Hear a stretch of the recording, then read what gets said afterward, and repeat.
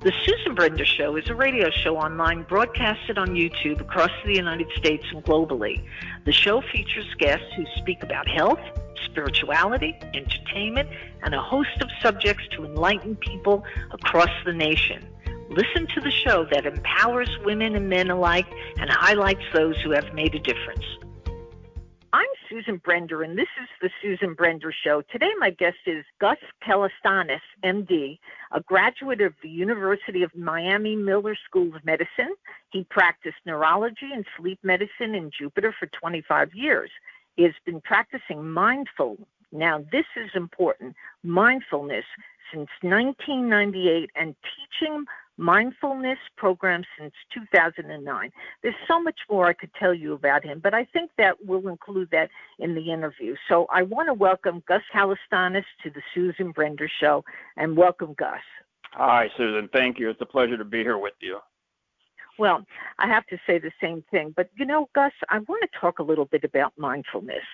We live in a time right now that is a crisis. It is affecting so many people in so many different ways. And a lot of people don't know what to do about it. Now, you have a mindfulness program. How does that apply to people during this pandemic crisis? Sure, yeah. Thanks for asking, because we feel mindfulness is an innate quality that all humans have, the capacity to be mindful, if you will, be aware. And it can be applicable to just about any situation that arises, and can be flexible enough to be adapted specifically for things like pandemic, and then pandemics on top of protests, and then economic hardships on top of that. We can use the same practices, if you will, with slight modifications to help us. We don't sedate ourselves through this. Sometimes people think of meditation, you're just going to be calm and less anxious, and you just will feel good. And yet you wake up and the pandemic's here and something else happens. Schools are opening, they're not opening, and this and that. Mm-hmm. So there's more to it than that. Well, when you say there's more to it, first of all, before we do that, I would like you to give a definition of mindfulness, because not everybody knows what that is, okay? So it's important to kind of give them a sense of what it is. I mean, you talked about meditation. Is it meditation? And if it is meditation, how do you practice it? Sure, and that's a great question, because this is an ancient way of doing meditation, a way of being in the world that has no one definition. But when we sort of view from all the different practices and the people that teaches and the researchers, all of them sort of seem to center around a couple things. The mindfulness is about being in the present moment, but also being aware of what's happening, what you're doing in the moment as you're doing it. And then we'll add, while cultivating positive qualities such as friendliness toward your experience, being curious, being non-judgmental. So being here now, aware of what's happening here now, while being friendly. I'm going to interrupt you for a second, Gus. When you talk about being friendly, you heard what happened the other day. In fact, 2 weeks ago, people got together and they formed a group. In fact, that's what spiked the pandemic a little bit more than it really was. And in fact, we're dealing with people who are getting very angry. There's an anger going on during these particular times. So, when you say that people should be friendly, they're not. And why is that? And what would you do about it? Yeah, well, let me be clear here, though. When I was saying keep being friendly, I meant keeping a friendly attitude to what you're noticing within yourself. It's not really reflected out, going outward friendliness. It is, though, by keeping a friendly, non-judgmental attitude with what I am seeing, my anger arising, my sadness arising, my fear, anxiety arising, that I can better see clearly what's actually happening in me, rather than what I wish was happening or was hoping wasn't happening. And from that place of clarity, then I can respond. And so sometimes, moral outrage, truly anger is, we saw that with the protests. Truly, it's a necessary thing. Sometimes anger, of course, should be suppressed. And so how you navigate life to know Is it time to suppress the anger or express it, or just observe the anger within me?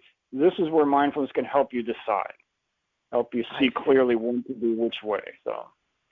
And now, isn't anger the thing that leads to depression and anxiety? Because when you're really angry, somehow you keep it inward and it doesn't really go outside. It stays within you, and as a result of that, you feel very depressed, and that's what people are feeling today. Do you agree with me? And if so, how do you manage that? Yeah, I see that. Although I guess we haven't done enough mindfulness work and dealt with all types, including people who had true anger management issues, on a personal level, not in a collective situation like we're in. It's correct, but again, using anger is a very good example because it's the simplest one to say. You can express it, observe it, or suppress it. And each time something comes up, knowing which one to go to, it takes clarity and a sense of being non-judgmental with what is really going on, and to be able to decide what is going to be the most useful way to do that. Because you're right, holding back the anger not only makes people depressed, but it will fester in there. That in one day, if it's not processed appropriately, it will, you'll blow up like a volcano and really cause havoc. So when we practice mindfulness, we have, for instance, we'll have mindfulness meditation where you're sitting and following the breath and doing what we call a body scan, just paying attention, and I can get into the details if you like, but just suffice it to say, practicing meditation, and suddenly the anger pops up right in the middle of the meditation. This would be a time to really practice what the mindfulness skills of observing the anger to see where it leads you while you're sitting in meditation. And there, when you start gaining what we call insights and wisdom to know what to do when it really happens in the real world. Now, does that apply when you talk about meditation and, kind of getting all the anger out? Does it apply to all different people, men, women, kids? Can they do it? Can they succeed at, just giving themselves a little time to sit down quietly, breathe, meditate? What do you think? Yeah, I think this is available. It's a universal thing, but you asked the question before, and I should probably jump in here with this. So mindfulness and meditation are not the same thing. Mindfulness is a specific way of being in relationship to whatever's happening to you in moment to moment. Being in relationship with everything in the world, within you and around you. Meditation for us in the mindfulness world is sort of like the word exercise. If somebody comes to me and says, "Hey, I'm taking up exercise," I would say, "Well, what are you doing? Are you jogging? Are you lifting weights, swimming?" If somebody comes to me and says, "I'm meditating," I'll say, "Well, what type of meditation? Relaxation, Kundalini, something or other, centering prayer, transcendental, or mindfulness meditation?" So mindfulness is a way of being in the world, but there are mindfulness meditations. Meditation is just a generic word for certain practices. Like exercise is a generic word for certain practices. Right. Are you seeing, just for curiosity, Gus, are you seeing more patients today than you did before because of this pandemic? Well, remember, I'm not practicing medicine anymore. I'm not sure if we got that clear. I retired from medicine 15 years ago. All I do is teach mindfulness-based programs, and so let me leave that like that. So. Yeah, no, what I mean is basically, are you seeing more people or teaching more people mindfulness than ever before because of the pandemic? Yeah, so I'm sorry. Yeah, patients in the doctor thing, participants in the mindfulness class, clients in the therapy world. I learned this the hard way over time, so I'm sorry about that. Mm-hmm. Yeah, it's the way it is there are more people looking for and coming to mindfulness classes. My classes are thankfully full. They have over the years been as full For instance, around the election in 2016, they seemed to fill up for a while, and before that, there were some issues around the economic, back in 2010 and all that, the recovery. And then they waxes and wanes a little, but we're seeing more and more people coming to it now. The other side of that coin is that when everybody went sheltering in place and things were closing down, so many people went to Zoom or similar platforms to offer things online. And there's a lot of mindfulness and similar offerings now. So all of these seem to be very, very well attended.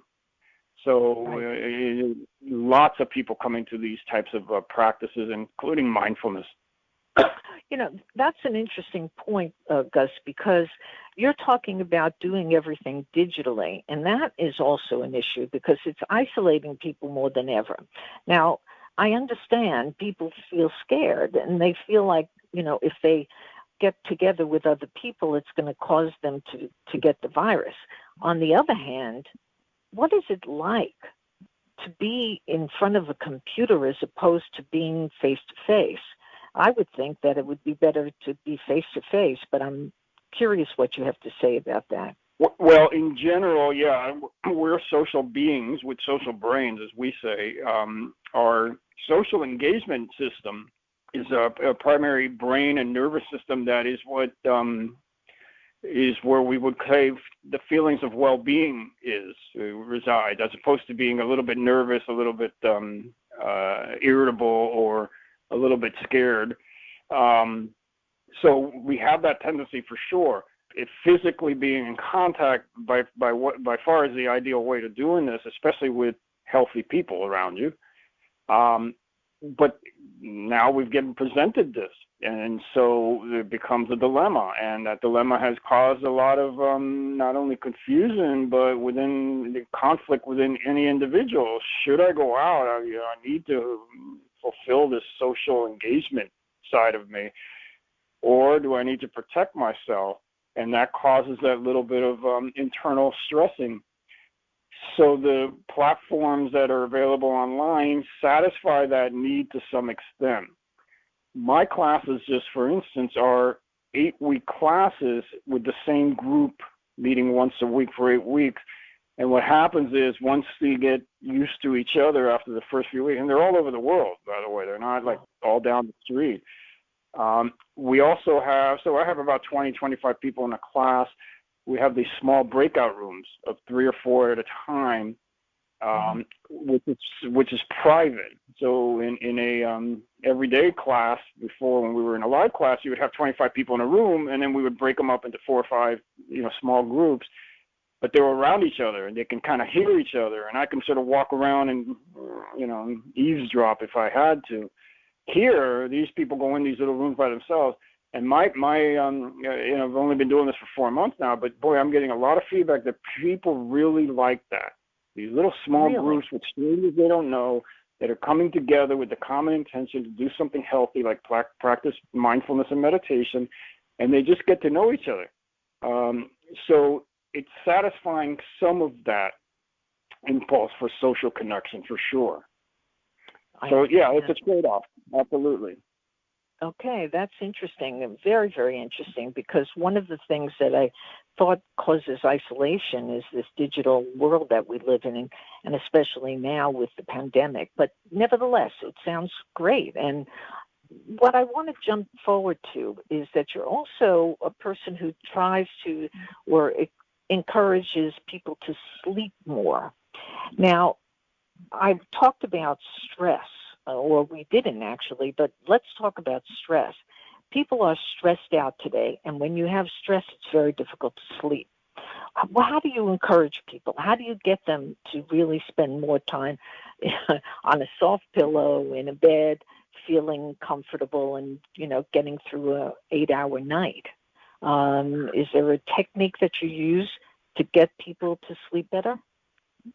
Well, generally speaking, when people come to me with their sleep problems, if they're asking for help, they've tried a lot of the usual things like quieting the room, not drinking caffeine late, trying to slow down their mental activity a few hours before sleep. They've done what we call sleep hygiene. Very few people come and say, I just started having sleep problems. I'm not sure at all what to do. What we do with what I do on a personal level, since I have the sleep background, there is these behavioral techniques that are pretty simple. Some of them I just discussed, the sleep hygiene rules. But the other ones for that is to start becoming, having a ritual before you go to bed, and then setting hours and sticking to the hours. Generally speaking, if you think you need 8 hours, we say set the hours for 7 hours first. Instead of trying to get 8 hours, try to get 7 hours. It should be easier to fill in less than what you want. And right. Be religious. If it's 11 to 7 in the morning, it's 11 to 7 or 11 to 6 or whatever it may be. Keep those hours no matter what. And then try not to sleep and doze off during the day. So they're very simple, very common sense-ish, but be surprised how many people don't really actually do that. They, don't sleep well at night, and so they decide to stay in bed a couple extra hours. And before you know it, they're in bed 12 hours, sleeping only 7, very fragmented, and so they don't feel good. So on top of that, because I do teach the mindfulness, and when I was practicing sleep medicine, when I first started mindfulness 20 years ago, I sent a fair amount of people to these mindfulness courses for sleep specifically. And now, in the last 10 years, lots of people with sleep problems come to my classes. They find that you doing listening to the recordings that we have, particularly one called the body scan. It's a meditation, guided meditation, very useful to help people, if not fall asleep, which it does quite a bit, if not fall asleep, feel rested. They're resting their body and resting their mind. So even if they don't fall asleep, they don't feel as tired or ragged out as when they're not doing something like worrying too much, ruminating too much. So, yeah, that's interesting. Could you just guide us for a second? Give us a taste, a little bit of when people come into your class, for example, and they say, I've never done this before. I would like to learn so that I could get my stress down. Where do you begin? And how does it kind of operate? I'd love our audience to understand a little bit more about that. Sure, it's pretty straightforward now. The programs are designed in certain ways and different practices, but generally speaking, we begin each almost every practice and every class with what we call a basic focused attention practice. We just find an object in our body, and most people choose their breath. It's easy to follow the breath coming in and out or the belly rising and falling, and just keep your attention there. And then you'll notice quickly that the mind will wander away. It gets busy, lost in thought, and starts thinking about tomorrow or reviewing yesterday. And in mindfulness, there's nothing wrong with that. We just notice that. That's mindfulness, noticing that the mind has done that. So we just remind the person, just bring the attention back. This is where the friendly attitude comes in. With a friendly attitude, just, mind wandered away. Oh, it's okay. Come back to the breath. Oh, mind wandered again. Come back to the breath. Oh, half asleep. Come back to the breath.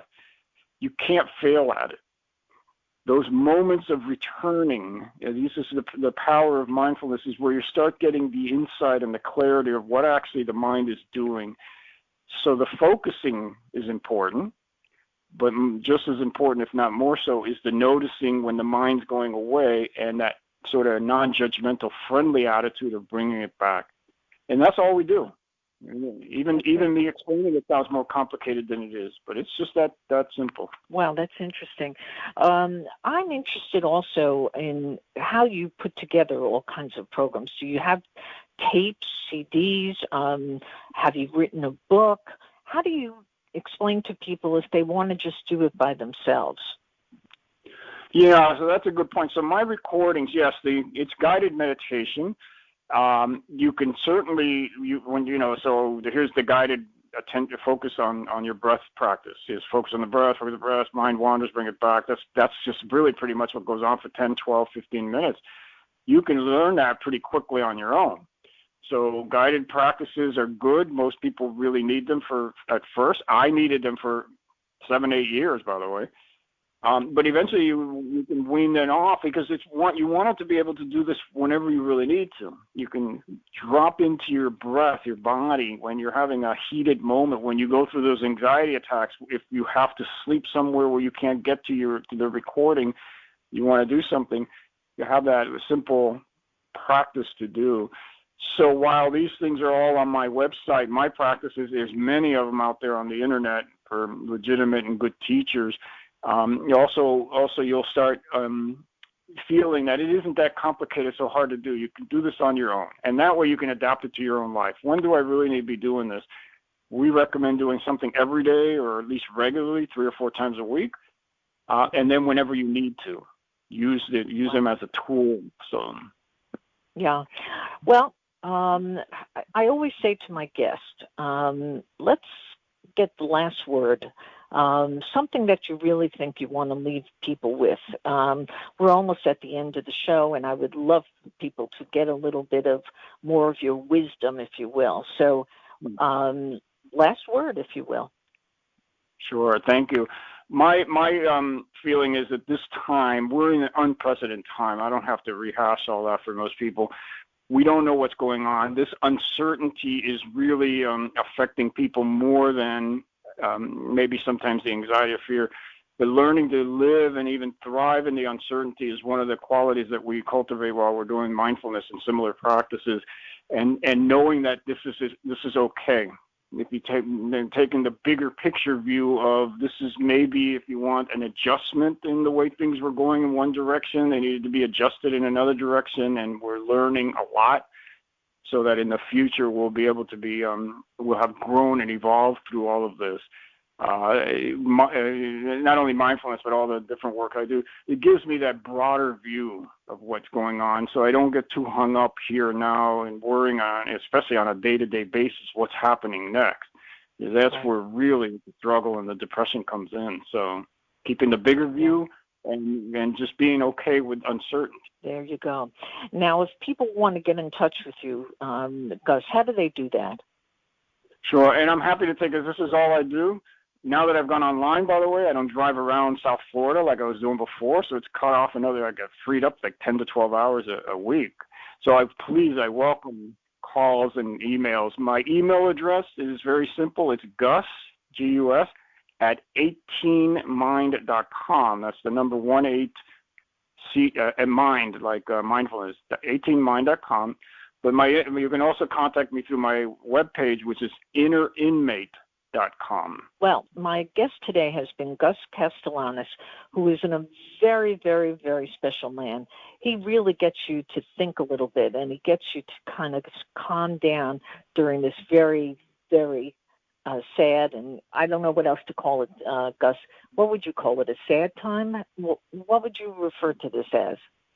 Yeah, it's certainly challenging. So you call it sad sometimes and call it breakthroughs. Sometimes we'll say the breakdown before the breakthrough coming. So you kind of, so if we frame it with a little bit more of an optimistic view, it works for me. So it is a sad and difficult time for sure, though. It really is. So I want to thank Gus Castellanos for being on the Susan Brender Show. It's been a pleasure. And I think everybody, if you get in touch with Gus, you're going to learn a lot and you're going to feel much, much, much better. So thank you, Gus, for being on the Susan Brender Show. Thank you so much, Susan. It's a pleasure always.